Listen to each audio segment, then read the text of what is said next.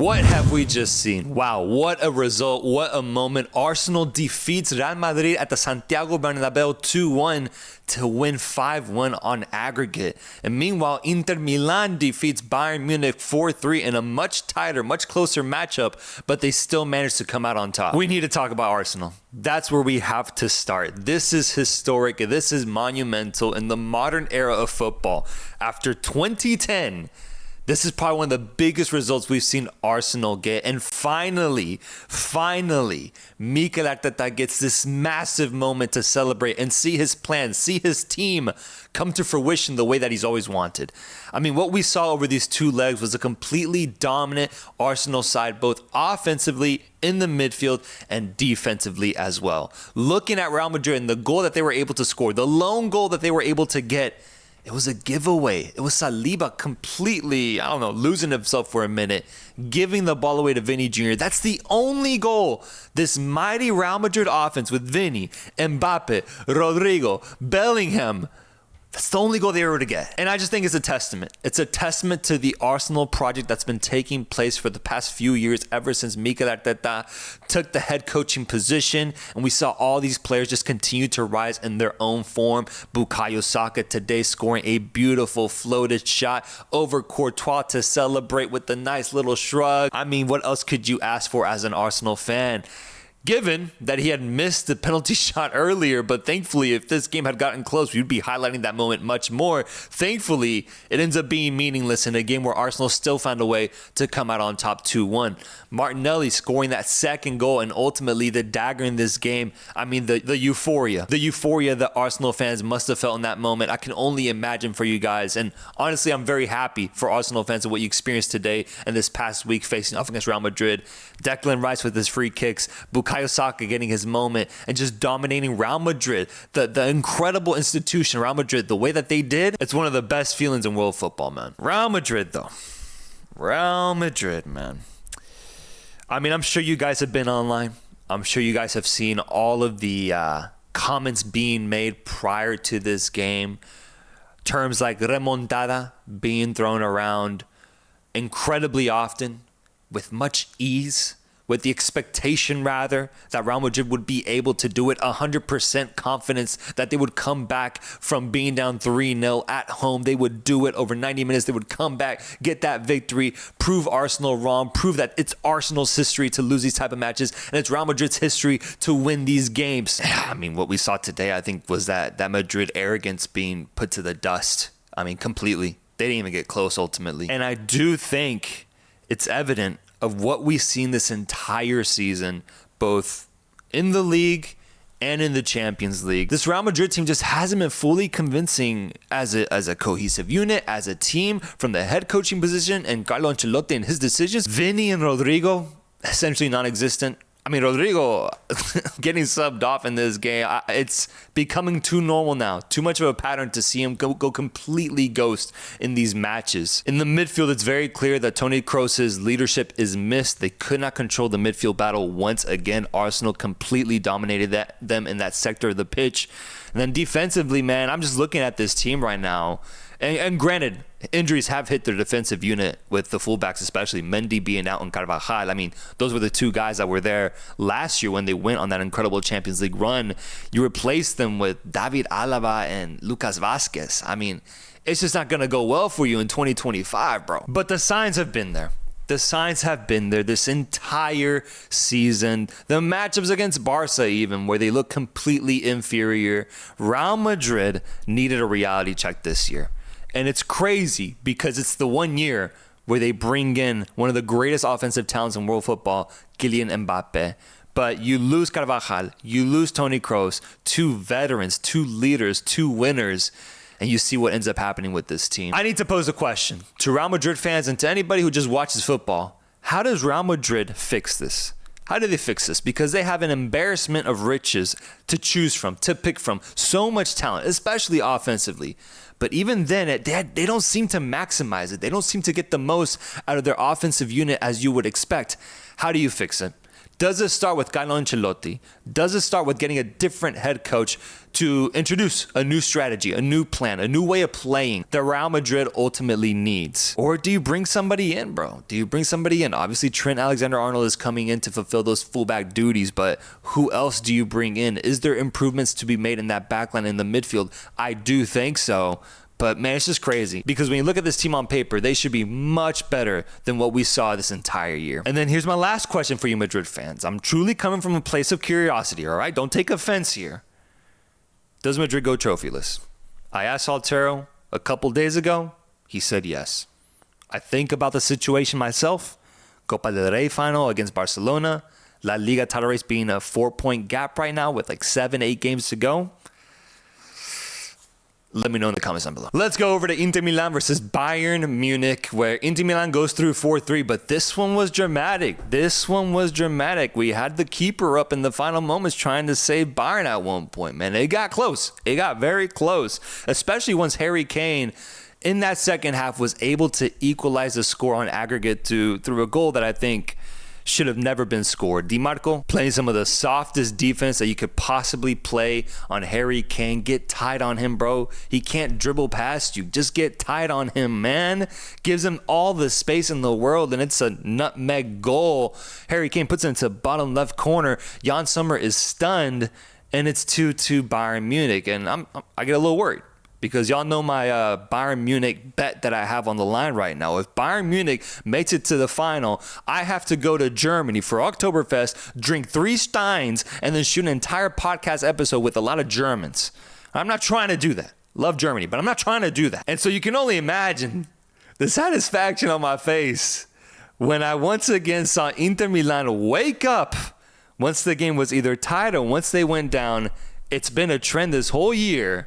The moment these matches become very tight, Inter Milan steps up, and it was through Lautaro Martinez and a Joshua Kimmich mistake, unable to clear the ball off of a corner, falls to Lautaro's feet, and he says, "Thank you very much. This is a training ground shot right here." Bottom left corner of the goal. Inter goes up 3-2, and then what ensues? Well, it's craziness at the San Siro. It's momentum shift completely with Benjamin Pavard bodying Kim Min-jae to make it 4-2. After that, I was feeling really confident in this Inter Milan side that just seemed to finally arrive to the game, turn the score into 2-1, 4-2 on aggregate. And even though Bayern Munich and Eric Dyer scored one of the craziest headers I've seen this year. You need to watch that if you haven't seen it. Scored one of the craziest headers I've seen this year. Ultimately, it was never in doubt. Inter Milan gets the result 4-3. Bayern got close at the very end, but if you look at what happened in this game and as well in the first leg, Bayern did not have any issues generating opportunities. The opportunities were there, but I think it's a big flaw that Saltero highlighted specifically. They don't have the finishers, man. They really don't. And that's with Harry Kane on your team. But Harry Kane can only do so much. Olise had a golden chance in that second half. Shot it straight at Jan Sommer, goes out of bounds. Serge Gnabry comes on, can't find the back of the net. Jamal Musiala missing, obviously, is a big part of why they couldn't finish today. But man, you just look at the weapons at hand and you could see the frustration from Vincent Kompany on the sideline. He doesn't have the killers in the same way that Inter Milan does. And so Inter Milan generated way less offense, but ends up scoring 4 goals over 2 legs because they have the more clinical finishers. That to me is the story of this matchup. I will say though, in Bayern's defense, I will always be left wondering how this matchup would have looked if Bayern was fully healthy. I would have loved to see it with Alphonso Davies, providing a little bit more of that defensive reliability as well as the offensive impetus that he does have. And then Jamal Musiala, one of the best players in the world when he's on it. He's a game-changing type of player. I very much wonder what he could have done. But congratulations to Inter Milan. They've done it. The San Siro was rocking, and they move on to the semifinal for some incredible semifinal matchups. And so what's set up for us is something super exciting. I mean, Arsenal versus PSG, Inter Milan versus Barcelona. I think these are 2 incredible matchups. I really do. And we can get into the specifics of who's going to win these matchups, but I'm going to wait to do that with Saltero. We'll post the semifinal prediction video prior to the semifinal starting. But I will ask you guys these 2 questions. I'm curious to know. Let me know in the comments down below. Or if you're just listening in your car, pause the podcast and answer the question, all right? My first question is, which team has the most to gain here? Which team has the most to gain here? Let's go one by one. Arsenal has history to make. They have never won a Champions League. Never. Not even during the Thierry Henry days. Not even during the Invincible days were they able to win a Champions League. They made it to the final, but they couldn't lift the trophy.